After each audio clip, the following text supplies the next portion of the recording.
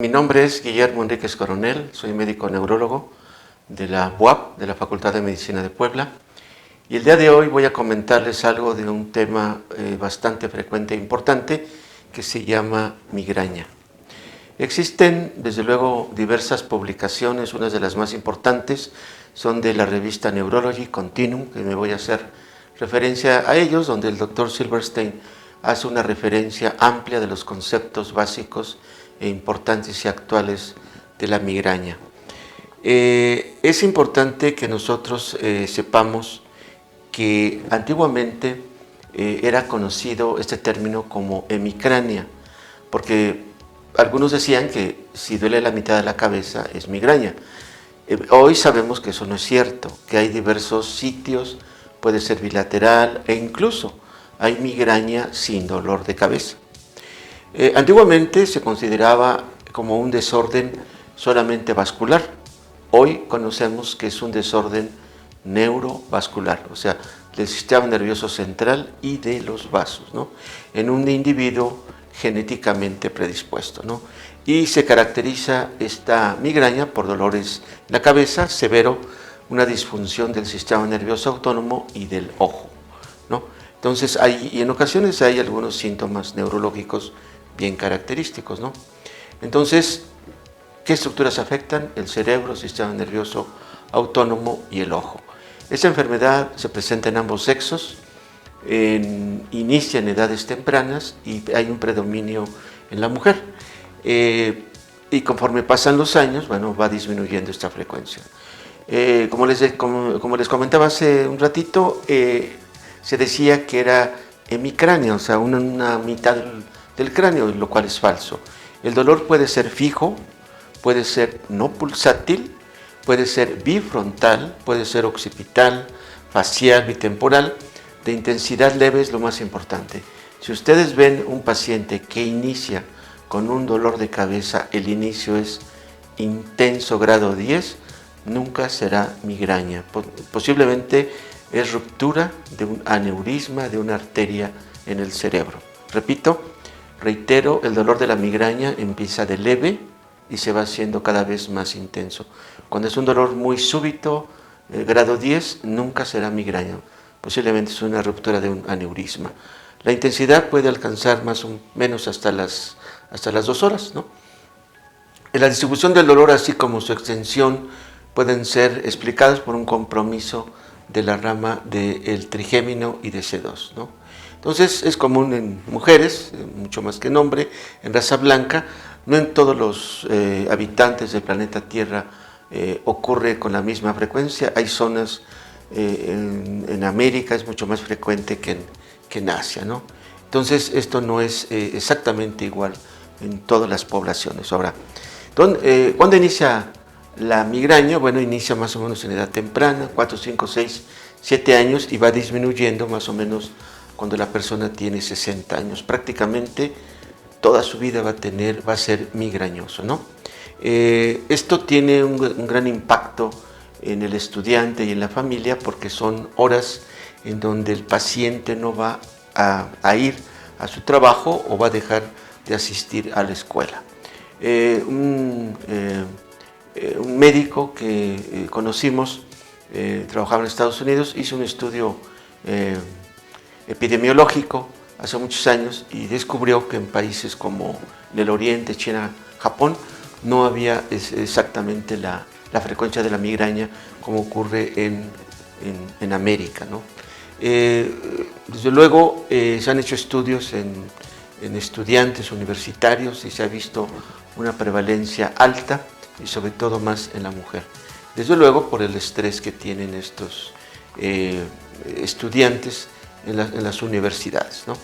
Ahora, acá lo importante es, una vez que tengamos en mente que el paciente tiene migraña, hay que saberse la clasificación de la migraña, y la cual es con aura y sin aura. Con aura corresponde al 20% y sin aura corresponde al 80%, a lo más frecuente, ¿no?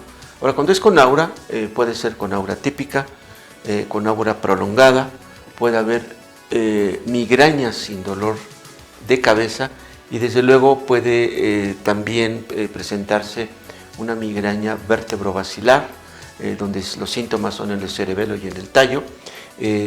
También es importante comentar que hay migraña retiniana.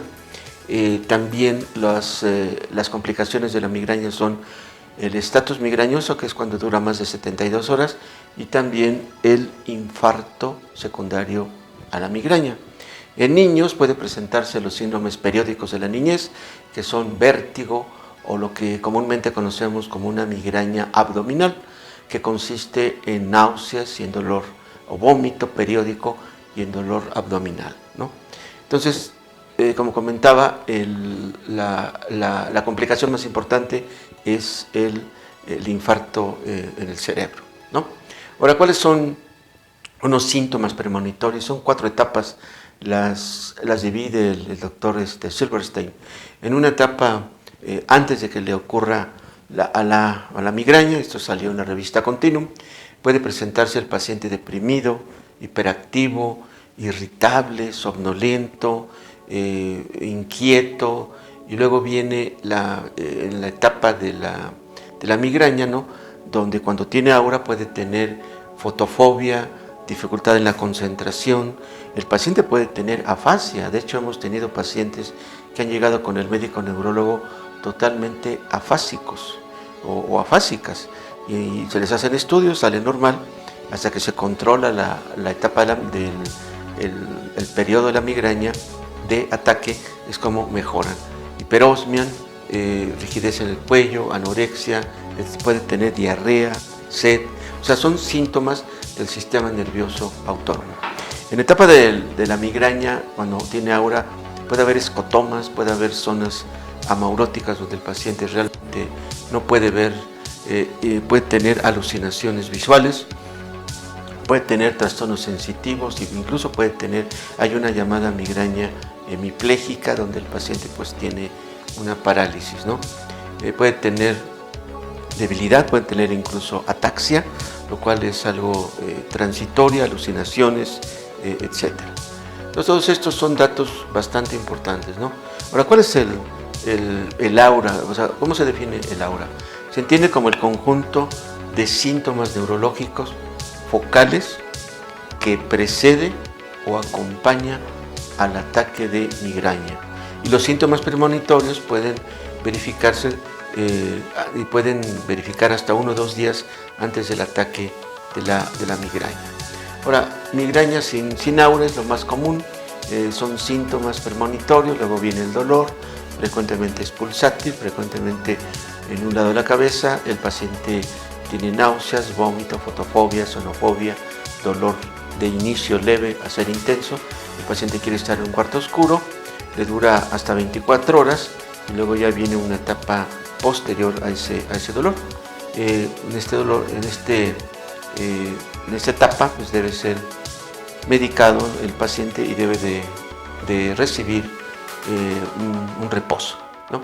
Luego con aura, que es el 20%, son pacientes que inician con los síntomas premonitorios, luego tienen el dolor de la cabeza, náuseas, vómito, y el aura consiste en los síntomas focales, trastornos visuales, amaurosis, disfasia, ataxia, hemiplegia, etc. Pero esto no debe durar durante solamente el aura, que es más o menos hasta 1 hora. Entonces, esto es lo más común. El escotoma pues son zonas donde el paciente deja de ver, ¿no? Hay un escotoma centellante, ¿no? Y ninguno de los datos puede durar más de 1 hora. Si dura más de 1 hora, entonces ya hay que tener en vista el estudio de algunos otros cuadros que posiblemente sean diferentes a la migraña, ¿no? Decía el doctor Nina Mathieu, en algunas publicaciones de las clínicas neurológicas, que la cefalea es solo un rasgo de la migraña, esto es, y puede no estar presente. Y lagrimeo, fotofobia, náusea, vómito son mucho menos frecuentes, porque esto se va a presentar en otros cuadros. Ahora, ¿cuáles son las teorías que ha habido en toda la historia de la migraña? Bueno, la teoría de Graham y Wolf, la teoría de Olsen y finalmente la de Moscovitz, que incluye al trigémino. La teoría vascular comenta que son síntomas debido a la vasoconstricción, vasodilatación. Posteriormente se vio que esto no era exactamente lo que ocurría, sino ocurre una onda eléctrica que va produciendo una disminución del flujo, no necesariamente en el territorio de los vasos, sino es una onda eléctrica en el cerebro, ¿no? Esto ya se demostró, llamada la depresión de Leao. Entonces, esto explica por qué en la migraña es un problema inflamatorio estéril, donde participan estímulos eléctricos también de tálamo corticales y también es una inflamación donde participa el trigémino. También participan neurotransmisores y neuropéptidos, y ahí es donde viene el tratamiento actual, ¿no?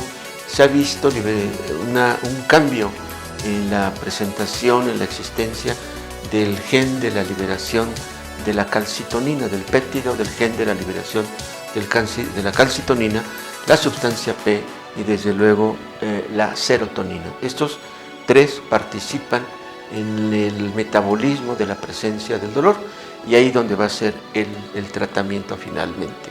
Entonces, los pródromos, bueno, son 60%, alteraciones del estado de ánimo, alteraciones hipotalámicas, el aura ya la comentamos, síntomas focales duran menos de una hora, síntomas sensitivos, motores, visuales, afasia.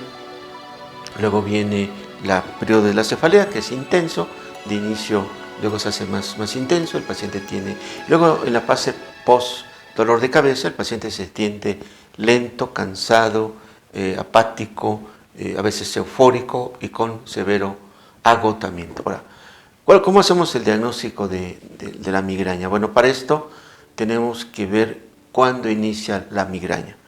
Cuando ustedes vean un paciente que llegue con dolor de cabeza, que inició después de los 50 años, definitivamente no es migraña, será cefalea secundaria.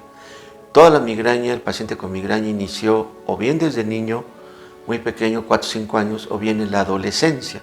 Claro, también el adulto puede iniciar migraña, quizás antes de los 40 años. Hay generalmente familiares con dolor de cabeza. Hay que hacer una evaluación integral, de preferencia fondo de ojo. Yo recuerdo un alumno de la universidad que llegó y me dijo: doctor, tengo migraña, nadie me la cura.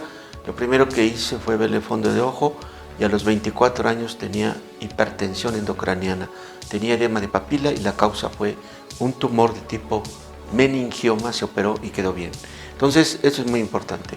Evaluación de los pares craneales, función motora, sensibilidad, coordinación, y ver si es una migraña periódica, es una migraña crónica, pero sobre todo una evaluación concreta. Desde luego, hay que descartar otros padecimientos, como sería, vamos a ver poco a poco, cefalea tensional. Como comentaba en la diapositiva previa, todo inicio de dolor de cabeza después de los 50 años no será migraña. Cuando una persona presenta dolor de cabeza, migraña, pero que empeora y no cede con los analgésicos, será alguna otra situación, ¿no? También hay cuando una aura se vuelve atípica, o sea, problemas visuales, amaurosis, seguramente no es migraña y será alguna otra situación. Ahora, hay una cefalea vascular que también pudiera ser algún dato, como sería la cefalea en racimos. Entonces, esta cefalea en racimos es un dolor de la cabeza donde hay epífora, lagrimeo, dolores periódicos, duran un mes y se repiten cada año, ¿no? Ahora, el médico debe tomar la presión arterial a todo paciente, aunque sea joven, puede tener hipertensión arterial, o sea, puede tener una crisis hipertensiva, ¿no?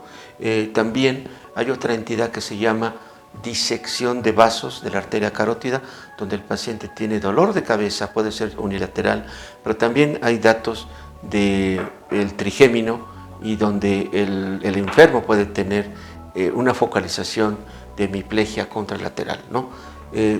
También importante, sobre todo en las mujeres, descartar un dolor de cabeza persistente que no sea una trombosis del seno longitudinal superior, que se presenta cuando el paciente mujer tiene trombofilia, ¿no? La cefalea thundercal, apoplejía hipoficiaria, también la hipotensión intracraniana puede también producir dolor de cabeza. No solamente la hipertensión intracraniana, sino por ejemplo la hipotensión intracraniana. Y a veces sucede cuando el médico hace una punción lumbar, el paciente hace sus actividades normales y presenta el dolor en la cabeza, ¿no? Una hemorragia aracnoidea es el diagnóstico más cercano también. En este caso es un dolor súbito, intenso, puede haber convulsiones, pérdida de la conciencia y a veces pues, el paciente muere. ¿Cuál es la comorbilidad de la migraña? Ahora, cuando ustedes vean un paciente con migraña, no solamente hay que tratar la migraña, hay que ver si no hay la comorbilidad. ¿Cuál es la comorbilidad?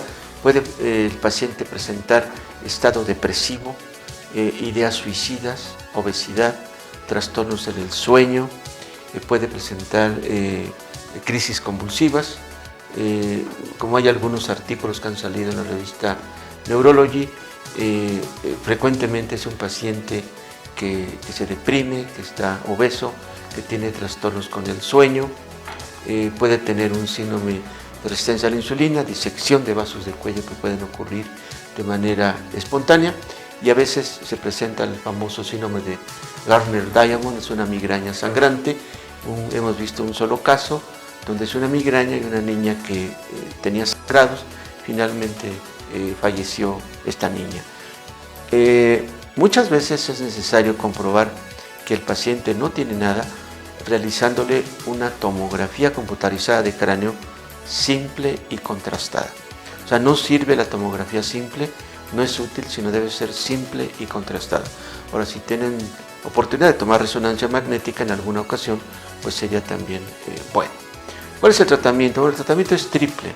Es un tratamiento preventivo que consiste en evitar ciertas situaciones, como cuáles serían: alimentos, chocolate, queso, vino, cacahuate, nuez, cítricos, embutidos.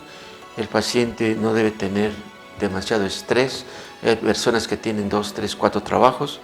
El paciente a veces con el ejercicio extremo presenta estos dolores de cabeza. En mujeres en los días cercanos a la menstruación, a veces personas que hacen ejercicio extremo. Entonces todo esto, y desde luego aquellas personas que utilizan perfumes de baja calidad, golpes, ¿no? En algunos deportes, todo eso puede producir o desencadenar las crisis de la migraña. No significa que todo le afecte a la misma persona. Cuando el dolor de cabeza es 2 o más veces al mes, entonces requiere un tratamiento profiláctico. Actualmente existen medicamentos excelentes que pueden disminuir la frecuencia de la migraña. Hay diversas indicaciones y contraindicaciones. Uno de ellos es el propanolol. Desde luego es muy útil, solo que tiene efectos colaterales. Puede bajar la presión. 2, si la persona es asmática, le puede desencadenar una crisis de asma. Y 3, deprime a las personas. Entonces hay que tener cuidado. Otros medicamentos que se utilizan frecuentemente son los bloqueadores de los canales de calcio. El más frecuente utilizado es la flunaricina. También pues es muy útil, pero puede producir somnolencia. Indudablemente uno de los mejores tratamientos es a base de los antidepresivos. Frecuentemente las mujeres se deprimen y el mejor es la amitriptilina. O sea, una pastilla en la noche o la mitad frecuentemente mejora, o incluso en hombres también, la frecuencia de la migraña. Y por último, los antiepilépticos como valproato de magnesio, topiramato, levetiracetam pueden ser de ayuda. Solo que recuerden que el topiramato baja de peso, el valproato de magnesio sube de peso, produce temblor y produce caída del cabello. Y también presenta ingesta en los alimentos, o sea, la persona le da por ingerir alimentos en mayor cantidad. Por último, el tratamiento de la fase aguda sería a base de los analgésicos comunes y corrientes que ustedes conocen: ácido acetilsalicílico, paracetamol, ibuprofeno. Todos estos medicamentos son de ayuda. Y finalmente los triptanos, la mayoría de los triptanos son de ayuda cuando la persona tiene dolor de cabeza. Solo que cuando utilicen ustedes triptanos, tengan mucho cuidado que la persona no vaya a tener hipertensión arterial o trastornos en el corazón, porque puede producir frecuentemente trastornos en el corazón. Hay una migraña que se llama migraña catamenial. Entonces, en estos casos pueden darse estos medicamentos, desde luego, y algunos cuidados generales. En los niños, porque hay migraña en niños, también puede dársele propanolol, clonidina, flunaricina, antidepresivos para niños, pisotifeno, trazodona, divalprato, levetiracetam, sonisamida, y también se comenta que en niños puede dársele incluso coenzima Q10, riboflavina. Todo esto viene en la revista Continuum, la cual me estoy haciendo referencia. En el dolor de cabeza del niño hay que darle, puede recibir acetaminofén, ibuprofeno, almotriptán, eletriptán, rizatriptán, cuando el niño deja de ser niño y ya es más adolescente, ¿no? Hay algunos artículos que han comentado el aspecto neurofisiológico alterado en un paciente con migraña. Desde luego, se ha demostrado alteraciones en las conexiones eléctricas tálamo-corticales, ¿no? Y si se hacen potenciales evocados, pues algunos saldrían alterados, ¿no? Entonces, por eso algunos recomiendan la famosa estimulación magnética transcraneal en migraña, ¿no? Solamente por cuestiones. Ahora, lo último en el tratamiento de la migraña se llaman los gepantes. Y los gepantes son, por su propiedad de vasoconstrictora, mejor tolerados que los triptanos. Y estos gepantes, ¿no?, inhiben una vasodilatación. En la actualidad se han utilizado teljaquepan o el cegepan, pero ya recientemente en las revistas internacionales, en la revista New England Journal of Medicine, salió el framanesumab para el tratamiento crónico de la migraña. Y más recientemente salió el erenumab como un tratamiento crónico en migraña. Son 70 miligramos o 140 mensualmente, ¿no? Entonces, de manera continua, para disminuir la frecuencia de la migraña. Ya también salió un anticuerpo monoclonal recientemente aprobado hace unos días, haciendo un comentario el doctor Dodig en Filadelfia en la reunión de la Academia Americana acerca de este nuevo anticuerpo monoclonal, incluso para la cefalea clúster o en racimos, ¿no? Entonces, en las conclusiones podemos decir que la frecuencia de la migraña es la número 1 en los niños. Un niño con dolor de cabeza frecuentemente, si la exploración es normal, será migraña. En el adulto ocurre como un segundo lugar después de la cefalea tensional. Recuerden ustedes que puede haber dolor de cabeza, es decir, migraña sin dolor de cabeza. Entonces, no porque no tenga dolor de cabeza no va a ser migraña, es el aura sin cefalea. Es más frecuente en los niños. Nunca será migraña una cefalea que empiece después de los 50 años. Recuerden ustedes que durante el aura puede tener síntomas neurológicos, duran poco tiempo, puede haber síntomas de sensitivos, motores, cerebelosos, visuales, afasia, ¿no? Pero esto no es de mucho tiempo en su presencia. Recuerden ustedes que la migraña se controla, no se cura. Actualmente contamos con buenos medicamentos profilácticos y actualmente los anticuerpos monoclonales van a salir ya aquí en México, en otros países ya se utilizan como algo pues novedoso cuando el paciente tenga migraña crónica. El enfermo con migraña debe ser continuamente visto, valorado y no debe de automedicarse. El médico debe de tener presente que el paciente con migraña, si tuviera algún cambio en su presencia, pues será alguna otra cosa además de la migraña. Muchas gracias.